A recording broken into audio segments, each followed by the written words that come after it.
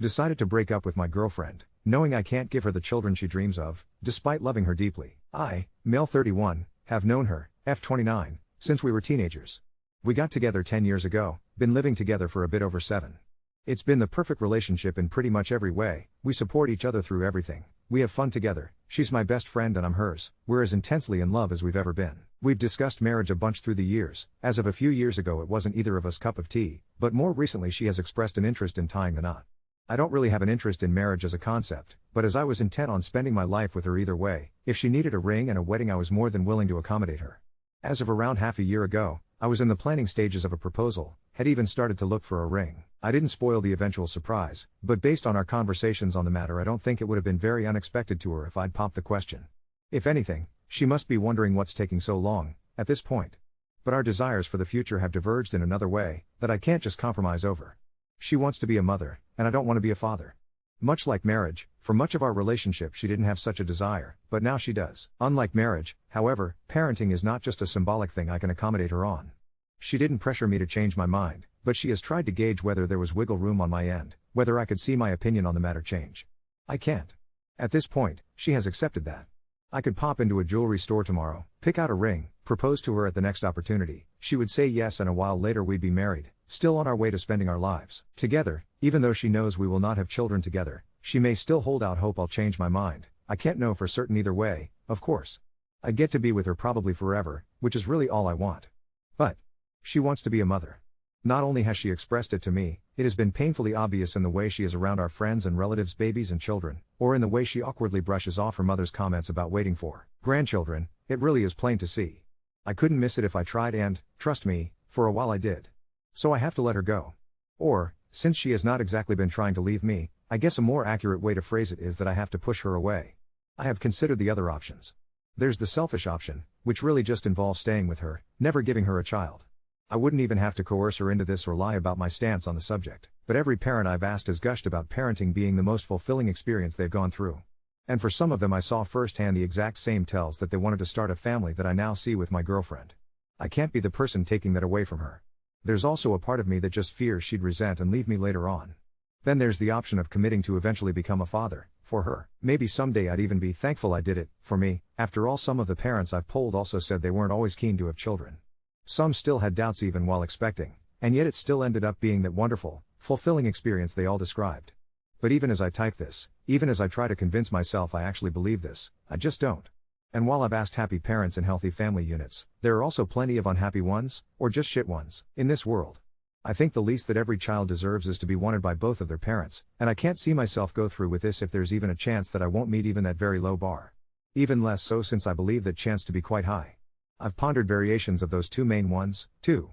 Waiting it out and hoping she changes her mind, maybe being an aunt or a godmother, both are likely to happen within the next couple years, in the future can be enough. But they all seem like rolls of the dice, whose results will only be known years from now. When she expressed the desire to start a family, it was as a plan for a few years into the future. If that is to happen, without me, then I need to do this now. I've already procrastinated, simply pausing my plans for a proposal when I first realized how much she really wanted this, hoping a better answer would magically appear before me. But I can't just kick this can down the road forever. I've set the date, which is tomorrow. I will tell her I want us to separate. I will tell her why as I have here. I have prepared myself in case she pushes back, tells me she doesn't want this, believes me to be lying about my reasons, pleads me to reconsider. I think my resolve is strong enough to hold no matter what she throws at me. I expect this to be a shock to her. As I said, she's likely to expect me to pop the question rather than to end things. I know I'm going to break her heart and I fucking hate myself for it. I'm also going to break mine, but I guess that's on me. I've already made plans for the aftermath. I know where I'll be staying for a short while after this, so I'll be out of her hair. I've laid out some options for longer-term living arrangements. I already know that everyone around us, my own family included, is gonna think I'm either an asshole or a complete moron. I doubt I'll get much in the way of empathy, but I also won't be looking for it. Can't plan for everything, though. Figuring out how to live without her is gonna be a bitch. Full transparency, I started writing this hoping I'd talk myself out of pulling the trigger. Hoping that typing it all out would reveal the magical answer I've been hoping for. But it hasn't. If anything, it has reinforced what I already knew. Some of you are pointing out that I'm taking a choice out of her hands when it should be her decision, or at least a joint one. I actually agree. But for months now I haven't been able to shake off the feeling that leaving that choice to her is in some ways cruel. Can you imagine leaving the one you love, shattering their heart? So you can then seek something they couldn't give you elsewhere? The only reason I can make that decision is because yes, I'll be hurting her, but in the hope that she gets something she wants, that I can't give her, out of it. If the roles were reversed, I could never leave her for my own benefit. I know it's still unfair for me to just take away her agency in this. I feel shit about it. I feel shit about a ton of things right now. I'll feel even worse tomorrow. But I don't know what else I can do that doesn't force an impossible choice on her. So this got a wide range of responses. Some of you agree, some of you think I should be more nuanced in my approach. Some are being really weird and trying to shove sexism into this, or making up fanfiction that twists this into me just looking for an excuse to break up with her. Some also are saying I should just force myself to have children, which I feel are the most bonkers takes. Lots of you are also saying I need a vasectomy, and yes, that is something I plan to do. Among the criticisms saying I shouldn't just make that decision, a lot of you are saying I need to clarify to her how certain I am that I don't want children. I did mention that, maybe I didn't make it clear enough, but that has already happened. She has talked to me about it, about whether there was any chance I'd change my mind. I have been as clear as I could have been that there was not.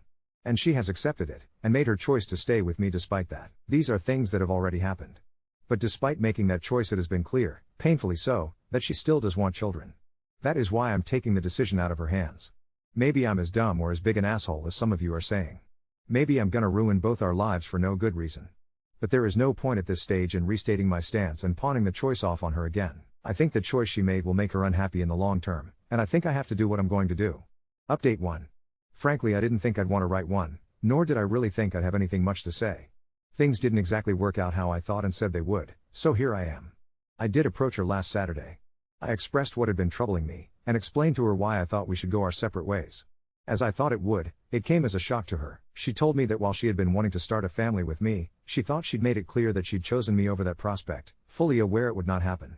She emphasized that the with me part was essential to her, that she couldn't picture it any other way. I told her that I was aware of the choice she'd made, but that I did not want to be the reason she'd miss out on being a parent. That while I'm sure she didn't make that call lightly, that I can tell she still wishes to have children, she did confirm that wasn't a desire that had just disappeared, that it was still there, and that while that's true I can only see her choice to stay with me leading to regret and resentment for her.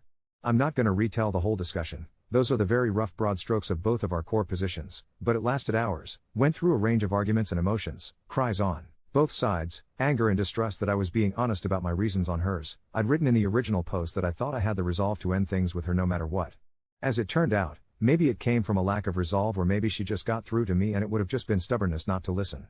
But at the end of it we agreed on just taking time apart from one another for the foreseeable future. On her part she promised me she would truly take that time to think about all of it, to re-examine her feelings in depth. On mine I committed to accepting her choice. The argument that convinced me was that this would be the first time in over a decade, the first time since we properly became adults, that we wouldn't be in each other's life, and that if the gain of perspective from being apart didn't change her mind, that had to mean something. Trying to see things rationally, I think the reasoning is sound. On a more emotional level, I cannot say I'm 100% certain I'm not just convincing myself of that, but overall I do think it's the way to go. The fact that, at this point, I don't know what she'll decide is one thing that makes me believe this was right. It also scares the shit out of me because, one of the two options is that I lose her. Might be dumb since I was ready to end it, but thinking about that prospect did and still does wreck me. Based on the responses I got last time, I'd wager many of you will think I was wrong to agree to this. Others advised exactly this, so maybe they'll be happy. Others, I'm sure, will still think I'm an asshole. Hopefully, this will turn out to be the right choice, whatever her decision ends up being. We have not set an exact time frame. I've asked that she take at least a few months as that sounds like a good minimum, and more importantly that she takes as long as she needs. We, obviously, won't be living together anymore. I'm currently staying at a hotel, but, her decision, she will soon, matter of days, move out of our apartment at which point I'll move back in. From that point on, we will have no contact with one another at all, except for very strict exceptions which will, hopefully not arise, emergencies, personal tragedies. And that's pretty much it. I miss her already. The next while is gonna suck. The aftermath may also suck. But then again this doesn't suck any worse than I was expecting the aftermath of the definitive breakup I thought would happen would suck. I don't want to promise an update that will tell you how it all ends. That is months away, and I don't know that I'll be in a sharing mood. And that's even if this ends with good news. Sorry for that. Hopefully I will, though. Update 2. I did break our no contact policy once. A couple weeks in, I reached out to let her know about my intent to get a vasectomy, which happened a few weeks after that. It was a short conversation. She told me she did expect I might want to do that. We both confessed to missing the other and that's pretty much it. I hadn't told her before our break because I'm skittish about medical procedures and was still reading up on and talking myself into it, and I didn't wait till after because I felt that was information that could help her reflection and also didn't like the idea of either delaying the procedure for an unknown amount of time or going through with it behind her back, if that makes sense. Now, on to the conclusion to all of this. I won't keep you in suspense any longer. My partner and I are back together and have been for some weeks. Aside from my transgression, we had no contact with one another for the duration of our break, until she reached out to me saying she had made her decision and asking if we could meet later that day, at our place, technically just mine at that point, but you get it. Once she got there, she talked me through what she'd been doing during our time apart. She explained that at first she needed some time adjusting to life without me, not just in the sense of missing me as a person but also of not having a partner for the first time in a decade. Our experiences in that regard were rather similar. I guess we'd both grown to be somewhat codependent. Once she was past that, she started exploring her feelings on parenthood. One thing she did was talk about it with friends and relatives, both with parents, future parents as well as child-free couples, talking about their experience, about how they came to end up where they did. She also made a point to spend time with children, babysitting for friends semi-regularly and stuff like that. There was also a lot of pure introspection, thinking about her feelings as well as our relationship. She told me that while she does love being around children, she can confidently say that she doesn't need children of her own, and that she would rather be with the right person. Lucky for me, she still thinks I'm that person. While we both had to shed a bit of our codependency, the yearning and love for one another didn't go away or dim for either of us. Back to her thoughts on children and not having them, she said that she'd still have children in her life. Her brother and his wife are planning to start a family soon. My own sister, who is on good terms with my partner, already has one, and that would be enough to fulfill that part of her. She said she was sure and asked if I was going to be able to accept her decision. I said yes and thanked her for respecting my own decision not to have children and still wanting to be with me. We also talked about how worthwhile each of us felt this time apart had been. She said that while it ultimately didn't change her mind, it reinforced it, and she said that she could understand why I needed that added certainty. She did add that she wished I'd been more open to her about this whole thing before I'd essentially convinced myself to end things with her, that she felt communication had before been a strong point of our relationship and that it did hurt to be blindsided. I committed to doing better in the future should any such circumstances arise. And that's kind of it. We've fallen back into our relationship dynamic pretty seamlessly. She's back living with me in our apartment. We've been making up for lost time, catching up on what the other had been up to, and made a point to have what I'd call an above average amount of romantic evenings and such since we got back together. Really though, the romance is nice, but just being with her again has been bliss. Her 30th birthday is coming up over the summer and we've made plans for a 2-week getaway somewhere sunny to celebrate, just the two of us. We will also have a thing with friends and family once we're back, but we'll be away for the day proper. Not our first time vacationing together of course, but kinda pulling out all the stops on this one. I'm also considering maybe popping the question then, but I first want to sound out that it is still what she wants. Hopefully I don't completely ruin the surprise trying to figure that out. I'd like to thank those who left comments or reached out in DMs, whether they were messages of support, advice or criticism. I was not in the ideal mindset to accept feedback after my initial submission, but I did find worth in a lot of what I dismissed at the time. Rereading those threads, the ones I made but also on another sub they were reposted too, during the past months. Now on to second story. Hired a fake kid to convince my wife of a past secret. Now she's upset and questioning my trust completely. My wife and I are watching Elf together and we saw the part where Buddy, Will Ferrell's real dad, James Caan, tells his wife about Buddy, and his wife, Mary Steenburgen, gets excited about this surprise adult kid that pops into their life from a time before they knew each other. I point out to my wife that it's a little unbelievable that she, Mary Steenburgen, would immediately be on board. I then comment that she, my wife, would actually be mad at me in this situation, even if I genuinely did not know this kid existed and it was conceived before I had met her. She denies it, but I know my wife. We're in our early 40s and have been married 10 years, together for 12. So, I need a 20-ish kid to knock on the door and tell me they're my kid and that they just wanted to meet me. Gotta be convincing and really talk about how your mom and I were once really happy before she died of something tragic. Dealer's choice. Job pays $100. Gender, race, etc. don't matter so long as you can pass for early 20s. Shouldn't take more than an hour of conversation, then you get a call or something and have to leave. Want to do this soon after the new year. You come up with a backstory, and I'll play along. I'll give you a little info up front after you take the job. Edit. Holy cow, I have several interested potential fake offspring. I am no longer taking applications. Did not expect so many willing people. I'll post the winning candidate in the coming days. Edit 2. It looks like I not only have a potential fake kid, but the kid could actually pass as genetically me.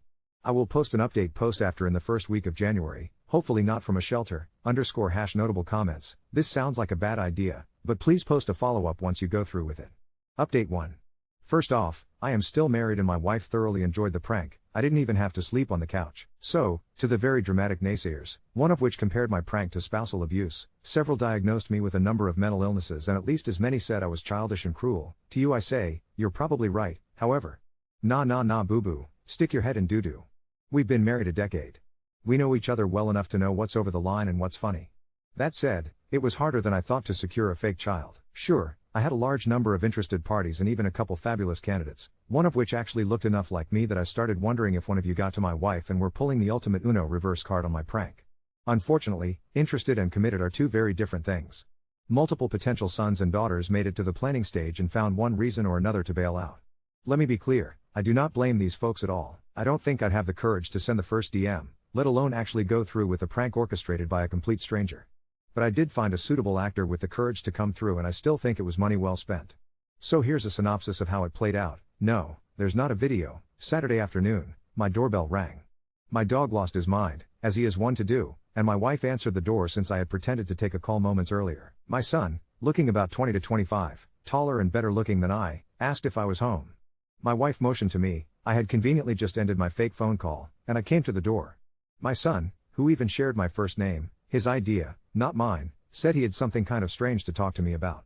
I asked if he wanted to come in, which literally almost blew the whole thing because I would sooner saw off my own foot than invite people in my house, but my wife didn't think much of it. We came to the living room, I offered him a drink, he declined.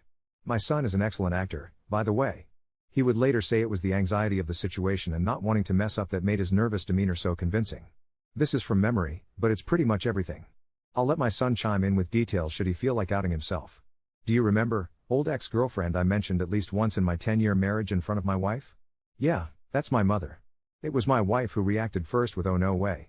So I looked at her, feigning ignorance, and then back at my son and said, "Is she okay?" "Yeah, she's fine, that's not why I'm here." My wife was nearly busting out of her chair, totally engrossed and completely consumed with two strong theories. 1. Her husband had a long-lost son.